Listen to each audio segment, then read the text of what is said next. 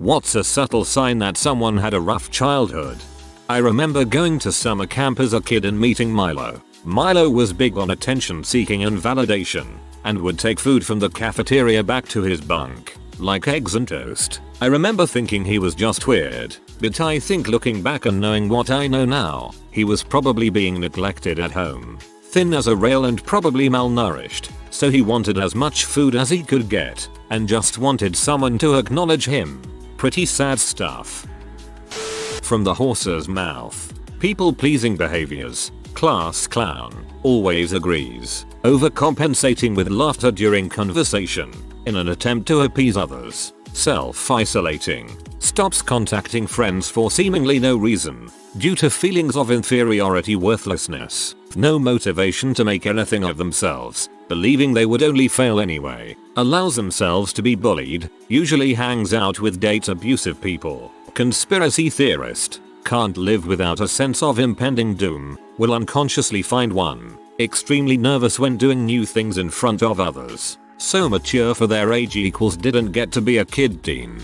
Total inability to accept compliments. No, or very few distant friends as an adult. Barely any memory of childhood. No happy stories of childhood. Extremely negative self-talk. I overcompensate with laughter. I have had people ask me how I'm so funny and happy all the time, as if I have no problems at all. I'm like B. I literally sob for hours, unable to stop, regularly. I just feel like if I can't laugh at stuff then I'll end up crying. I have severe depression and have struggled with suicidal ideation for years, but I doubt most people in my life would guess that. I used to involuntarily flinch when someone around me moved or gestured quickly. My parents were the masters of lightning quick punches that came with no warning. Ends up ingrained in you that fast movements equals get ready for a punch.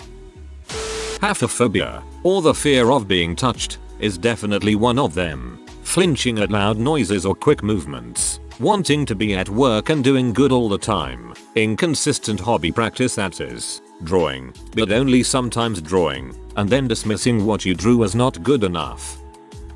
Constant analysis of nonverbal cues. I spent my childhood trying to read tiny signals that my abusers sent, that were imperceptible to most people, but big red flags to me. The problem comes when you assume that these signals apply to all people, not just the buttholes. I'm triggered by things that my gentle and loving partner does, because my abuser sighed that way, or tapped his hand that way, or got that glimpse in his eye. My partner is just trying to exist, and I read into everything that he unconsciously does. It's hard for me to retrain my mind, but I'm working on it with a licensed counselor. I've spent nearly 4 decades of my life in flight or fight. It's good to be emerging from that mode. My father never hit me but is the master of emotional abuse. I too have spent my 33 years trying to decipher looks. I spent my childhood walking on eggshells. I'm with you. Watch their table manners. Meals are forced contact time in bad households and it can easily show. Some examples are becoming less talkative or withdrawn during meals. They realize their elbow is on the table and they jerk it away quickly, or something innocuous like a sneeze at the table causes undue shame or embarrassment. Conversely, someone who grew up without parental guidance can also develop odd eating habits. In the case of a coworker of mine, they collect the condiments near them. She would pull the ketchup bottle out of the little rack on the table, use it, and then keep it by her plate instead of putting it back. I asked if she was done with it, and she said, "Oh, sorry. I ate a lot of meals alone growing up." Turns out she grew up with a single mom who worked 2 jobs, and she was used to nobody being there to pass things. Having the ability to function as their own parent at a young age. Talking like an adult at a young age. Anything else that shows they had to grow up fast. Can't figure out whether or not to permanently cut off contact with crappy parents, or who go back and forth, cutting off and trying again, and cutting off and trying again, even considering it means your childhood was X crappy, and if you want to but can't do it, it probably means your childhood was X times shittier than that, to erode your sense of self and healthy boundaries to the point where you know what you have to do, but have been brainwashed by your oppressors to the point where you can't bring yourself to do it. Also thinking that achieving something their parents want will mean a happy relationship with them afterwards, as if their love was to be won over. If they subconsciously memorize the sound of everyone's footsteps, you can tell that someone has done this when they know you're nearby to ask for something without looking, or even around a corner, or what have you. Not just identify family members' footsteps. That's pretty easy to do if you live with them a long time. But if they can readily identify everyone around them, even just co-workers, based on their footsteps, at a minimum they've got some serious anxiety running in their brain 24/7, making them worry about who might that be and what might they want, so they've learned to discern who it is. I found this answer very interesting. I work in an IQ and I just realized I do this. If I don't recognize footsteps or voice, I will have mild medium anxiety and become more hyper aware. I'm not over fond of new people initially. Being very calm and collected in serious emergency situations. Having to deal with stressful stuff all my life has made me very capable in tense situations. This could go the complete opposite way to BTW, just my experience. Many of my friends have me listed as their emergency contacts instead of their parents because they're like, I know that you can actually help instead of just flip out. My childhood wasn't tough in the my parents hated me, treated me badly sense, but they are just basically children. Completely unreliable, unable to plan, spiteful, in the way teens are. I had to take care of everything, so now I'm just good at keeping it together. Good people don't always make good parents. Just basically children. Completely unreliable, unable to plan, spiteful, in the way teens are. Whoa, that's a great way of putting it. This is why we're estranged rather than anything they did. Having to parent your own parents is not worth the frustration and stress. The first lesson we learn in childhood is, how much am I worth? Our caregivers are the first to reflect this worth to us. From when we are infants and toddlers, if we cry, will someone come to us? If we fall down, will someone pick us up? To when we are kids and teenagers, do our caretakers choose to spend time with us? Do we get help with schoolwork, friend drama? There is an important balance here. As kids, we want to be taught that we are equally important as everyone else. Some kids are taught they are less important, and as adults, they may have a hard time asking for help.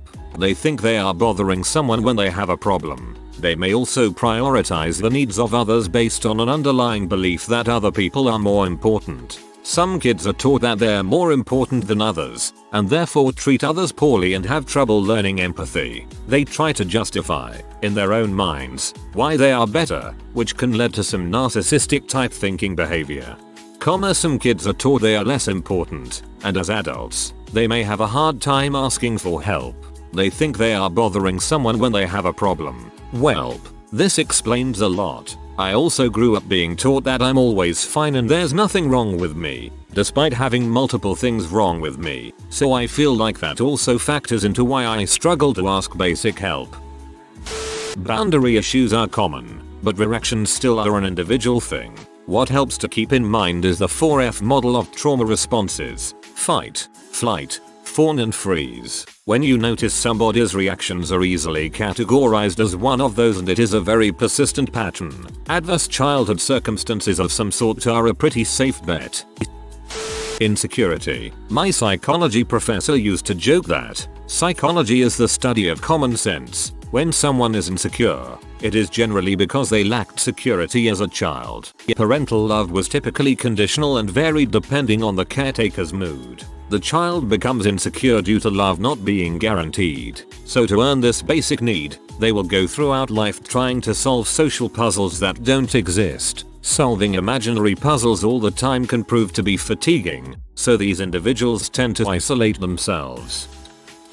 Frequent apologizing, flinching, not being able to accept compliments, trouble trusting people, and excessive helpfulness. Don't forget not liking to be touched. Low self-esteem, feels obligated to deal with things all on their own to not bother, has severe trust issues, either pours all their love on someone and doesn't know when to stop or doesn't give a shoot. Jumping at every loud noise, apologizing too much, difficulty maintaining eye contact in stressful situations. If the person suffers from insomnia or severe migraines, this is in my case. The stress from my childhood gave me chronic migraines, and there are many more. These are just from my perspective. Careful with the eye contact thing. It can be, but folks on the autistic spectrum also have this. Everyone is different, but one that automatically raises a red flag for me and makes me extremely worried is when someone flinches for no reason. I wouldn't say it's for no reason, but I don't know what other words to use, so really sorry about that. Like, you raise your voice slightly at them and they flinch. You raise your hands to grab something near them and they flinch. You look at them in a certain way and they flinch. You hug them and they flinch, etc., etc. I joke about being a fainting goat, but I'm so hypervigilant that I nearly jump out of my skin at any kind of startle. But this is exactly why I'm like this. Seeming like they have it all together and definitely don't need any help from anyone. Oh, something serious is happening. Make a joke. Oh, your anxiety is debilitating. Better go isolate yourself because God forbid you let anyone know you're struggling and that you could use some support. Someone who is very good at staying calm, like creepy calm. The room could be on fire and they'd walk out like nothing was wrong. Crap, I need a therapist. Being extremely uncomfortable in other people's houses. My family was poor and we lived in a small house with a lot of stuff in it that was just piled all over the place. I refused to have people over because I was so embarrassed by it. Whenever I went to someone else's house, I could never relax and was always on edge because I felt like I was in a palace. The houses were 2 or 3 times, or more, the size of my house and were perfectly clean, coordinated, and decorated. Like something out of a magazine. I was afraid to touch anything or sit on anything. I slowly learned that these people weren't royalty or interior designers. They were normal people living in normal houses. Those were homes that people lived in and slept in and ate in. Normal houses. My family was the one that was abnormal. I still ask permission to sit somewhere if I'm in someone else's home for the first time. I can't break that. Defensiveness. If you're one of those people who get super defensive about even the slightest error, it's usually a good sign that they grew up in an environment where it was definitely not okay to make mistakes. Ouch. Not being able to remember your childhood. I have a few memories that I've made my own from old photos I've seen, but really don't have much. One of my brothers remembers things vividly from our childhood. I have some memories but none particularly vivid. Not sure what's up with that. They move extremely silently, as though they've been conditioned to not be heard or seen. P.S. Everyone that has ever worked on a kitchen line with me hate how they can't hear me move around them. Haha, I get called ninja on the line. Cause when I used to live at home I would have to physically walk on my tiptoes around my house in order to be quiet enough, and I'm super quiet walking in the kitchen. Either isolated or poor choices in friends, unhealthy romantic relationships, unhealthy use of substances, low self-esteem, dependence on others for validation, poor self-regulation of emotions and behavior, easily heightened and or experience anxiety, no goals or lower than they could achieve, and anything else and any combination of these. Sometimes it's also not depending on others for validation, but overemphasizing the importance of independence. Extreme workaholism and inability to be vulnerable is also another sign. Super independent. It's hard to ask for help.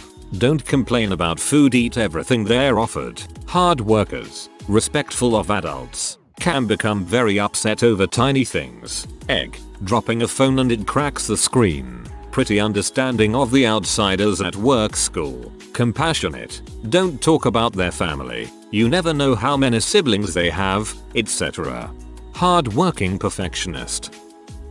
Someone who is really uncertain in decision making and never wants to put anyone out of their way. They may also be really loving, but are really scared to be hurt.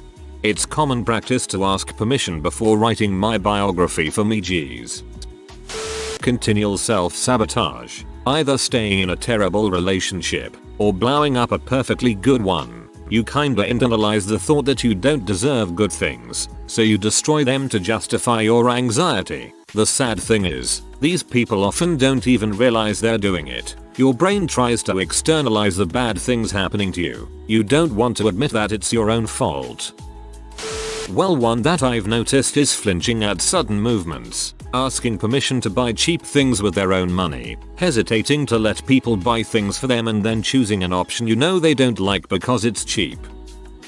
Asking permission to do really simple and mundane things is one that my friends have pointed out to me. Questions where the answer is always yeah, obviously or of course, you don't need to ask to do that. That is, hey, do you mind if I lean back on this wall? I'm just gonna move a little bit closer to you. I hope that's alright. Can I tell a funny story, etc. Giving a reason for doing anything. I'm just going to lean on here because it's more comfortable. I'm still listening to you. I'm going to the bathroom. I need to check my phone real quick. I'm just going to get my pen. It fell underneath my desk. Can't think of any better examples off the top of my head, but I'm sure you know what I mean. Not necessarily a sign of a rough childhood, but I usually say if a young child, 11-12, speaks and carries themselves like an adult, especially if they have younger siblings, it's because they've had to step up and be the parent when their parents couldn't. I've been called an old soul more times than I could count.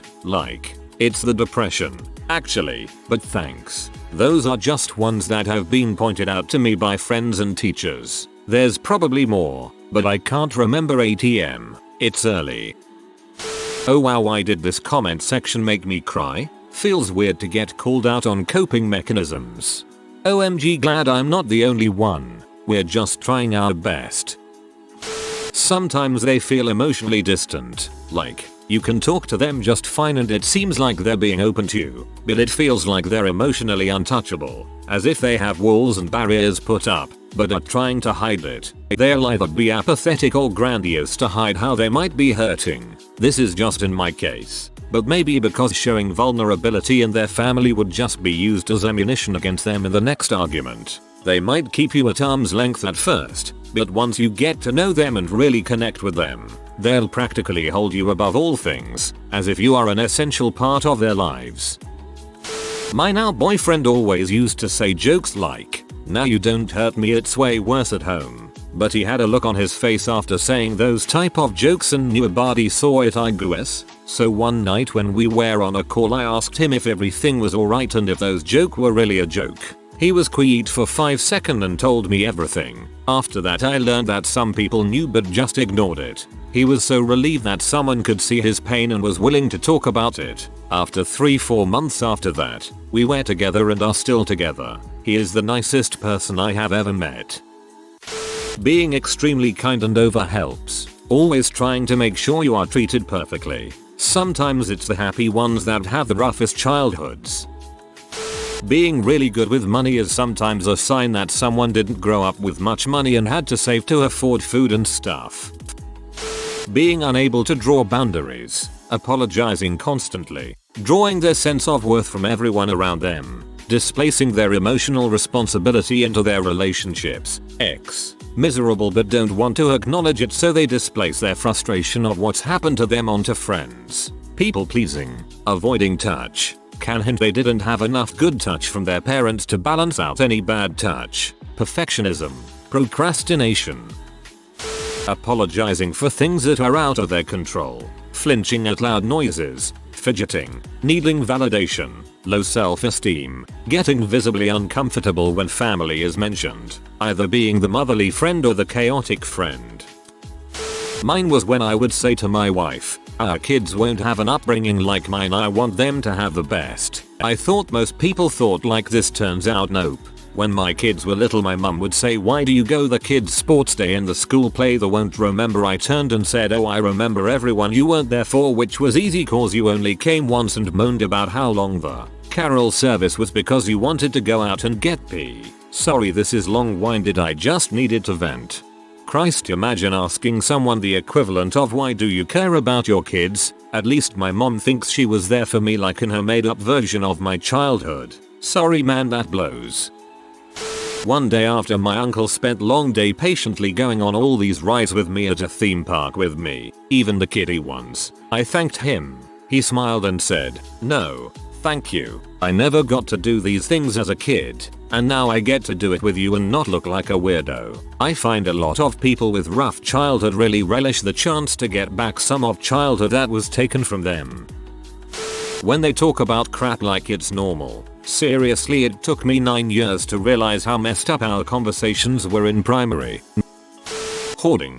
Food, blankets, Emergency stashes of all types. When you grow up with little, you are almost too concerned with never wasting anything. It's the emotional security of knowing that you have enough for yourself and those whom you love. When you raise your hand a little and they flinch. My boyfriend does this and I have to hug him and keep reminding him that I am not going to hit him. I flinch at the slightest movements, but I didn't have a rough childhood or anything. Immediately stopping whatever they were doing when someone walks by. Instinctually feeling like you have to hide any and everything tells me they had no privacy and probably got in trouble for incredibly minuscule things growing up. I am overly sensitive to people's emotions or feelings. If someone is quiet for too long, I get nervous and think they're angry with me. I also flinch when people come at me from behind or unexpectedly. Both of these are difficult to explain in friendships with people with different childhoods because it's easy to misinterpret anxiety as insecurity and downplay disproportionate reactions. I still have a hard time explaining that I actually hate being tickled, grabbed, and I laugh and scream out of instinct and not fun. They do not like to be touched. I had a very rough childhood and the only people I can stand to be touched by is my better half and kids. I know that this is sad to say, but one of the positives for me about COVID-19 is now I do not have to worry about handshakes, stray hugs and pats on the back. I hate being touched. I absolutely loathe it. I don't want hugs from my friends or my mom or my sisters or anyone. Unless I'm romantically involved with someone, and then I want them to never let me go and I always want to be touching them in some way, like holding their hand. I have at least a few friends who have somewhat neurotic behavior and anxiety around food. Like they need to be specifically offered or even served food even when it is presented buffet style. If you are new to the channel, you can subscribe. I publish new videos every day. Until then, check another video.